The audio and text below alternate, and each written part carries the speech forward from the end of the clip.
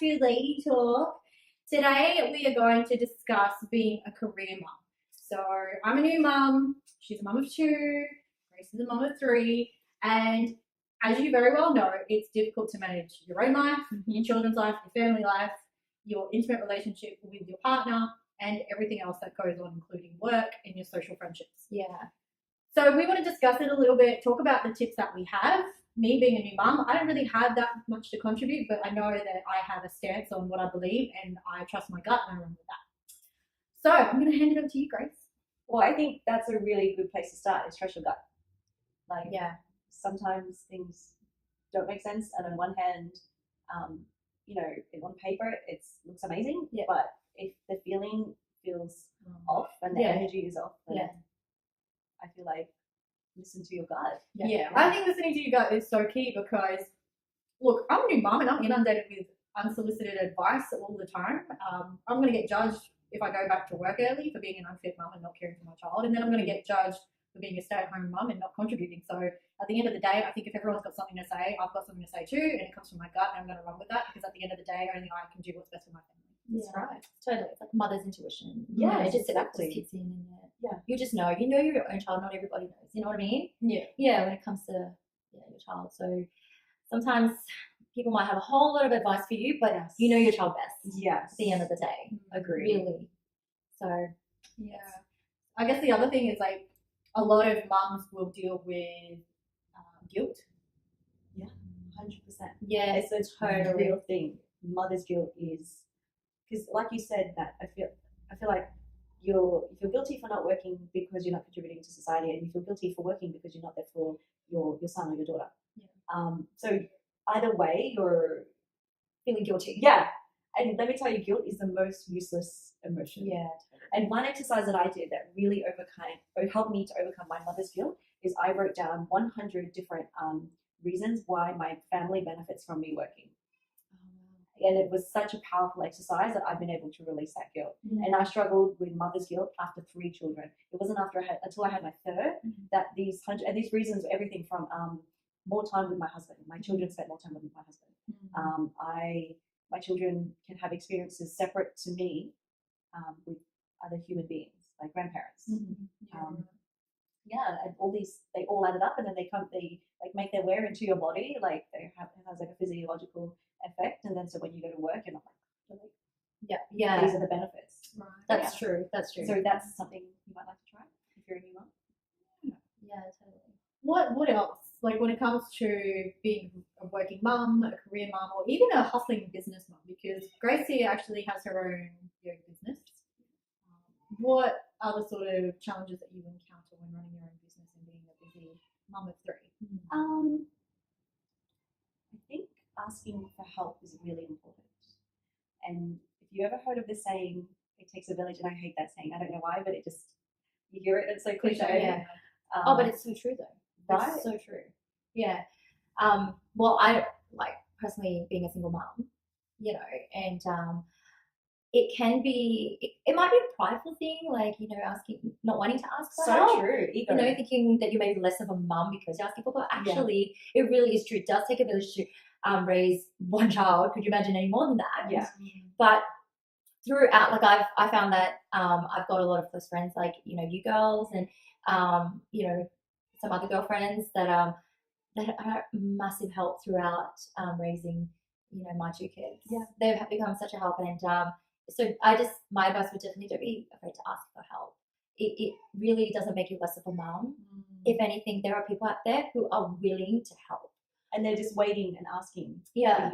Well, I know I do that as well as a person. When I see another parent, I don't want to jump in and give advice unless they want. Exactly. You know what I mean? Because some people can be a little bit like protective and be like, when it comes to parenting, it's a minefield. Yeah. It's such a I think minefield. it is. But then you do come across the parents that are actually struggling and you know that they're not the ones to ask for help. So if you kind of don't say something like, "Hey, you're right," or "Do you need a hand with anything?" And approach them in that way, then they won't. That's true. And then if you ask the question, and then it's like, "Oh wow, I thought you'd never ask," or "I had no idea you were struggling," because they don't have a voice to ask for it. So if you can see them struggling, just ask. Yeah, definitely. Definitely. And what about routine? Because I'm yet to sort of establish this. I've got a 4-month-old, and whilst we're filming right now, he's actually here in the house. So playing. He's playing. he's actually crying and whinging and carrying on, but that's okay. Life goes on. What about routine? Like setting some boundaries and following that routine and having that discipline to know, okay, so this is work time, this is play time, this is family time, this is, date night where I'm going to have that one-on-one with my partner to sort of maintain that relationship. Because when a child comes into the picture, oh, damn, all of a sudden all that time you had is now gone. And then you kind of have to restructure everything. I know. I personally, and this is just from myself and my experience, I really thrive in routine and predictability. I'm probably a little bit too rigid almost. I could probably be a little bit more flexible, but I love my calendars and my to-do lists and I'm a box ticker. Yeah. So Mondays, this is a criteria. Tuesdays, this is, and when it's not going that way, my whole world seems a little upside down. Little bit. So I think I could use a little more flexibility in that way. Yeah. But routine really helps to let the child, even a baby, know, okay, this time. This means bedtime. This means mealtime, and then they have this this security and this safety knowing this is what this now means, and this is my place in the world. Yeah. So that's me personally. It helps me, and I don't know. Let me know. I think that's so important. Yeah. Like routine is actually really, really important. But and I have to admit, my life is not very routine. You know what I mean? But like, in saying that, Leanne, to be honest, I feel like, okay, fine, it's not. And whereas I'm really rigid and I'm all about, okay, 1 o'clock, 2 o'clock, 3 o'clock, I could use a little more flexibility. So maybe between you and me, there's a perfect balance. It works somehow. When things don't go my way, I feel stressed. I feel stressed. Whereas maybe you're better at dealing with that because you're she rolls with the punches. I don't know, make it work somehow. Like I fit just, everybody tries to fit so much in one day. It's great with routine because it's true when raising children. You've got work, and then I've got church and I'm serving. You're trying to do family time as well. But I just think balance. As long as there's balance in that routine as well. And find what works for you, because maybe you say you don't have a routine, but you actually do have a routine without calling it a routine. Probably. So basically there's order in the chaos that you have. Totally. Unfounded order in the chaos. That's exactly right. So that's sort of my life as a single mom. You're juggling a lot at once. Like all your balls are up in the air and you're trying to keep them in. Like one of the notes that I sort of want to discuss is back upon the unsolicited advice. Someone, a midwife, actually told me, "Oh, you're going back to work pretty soon. Don't you feel that you should stay home longer with your child?" Oh, ouch!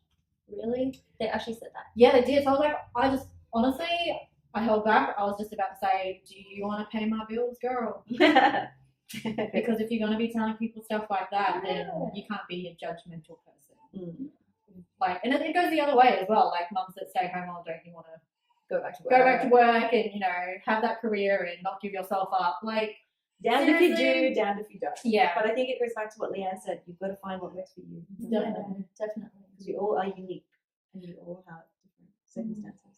So just to quickly summarize our 5 top tips for being a working mum and managing and balancing your lifestyle when there's so many balls up in the air that you've got to juggle is: number 1, have your routine.